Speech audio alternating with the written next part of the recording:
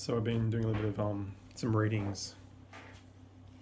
Excuse me, and I think I'll do one now from Ranwicked, and I'll just do a short, maybe like a page and a half. Here we go. If there was a theme, it would be movement. Everything was moving, but it wasn't just the obvious. He seemed to be happiest in transit. Walking was a thread that followed into the movement of the bus or train. The destination was irrelevant, just the journey itself that was held in moments. This kind of state was the modern world's triumph. From steam engines to jetliners and the television complementing it, all making the eyes move, though it feigned real movement and seemed so real and so relevant.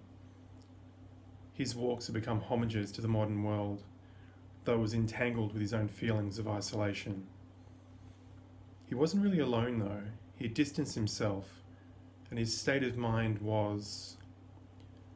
It seemed that the darkness was all about highlighting the small glimmers of light through curtained windows. The real trials were hidden behind curtains in rooms. These rooms connected to each other, connecting each person as though in a place. So many points in space. Something you could point to on a map perhaps. There was an identity though truly it was private. It hid behind walls.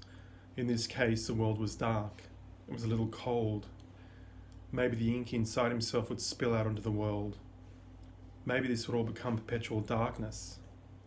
Possibly these walks would become a story, or maybe they would just fade, just like the ink eventually did. The act of walking down the suburban streets, seeing the lights, was a constant chase of the moment of movement.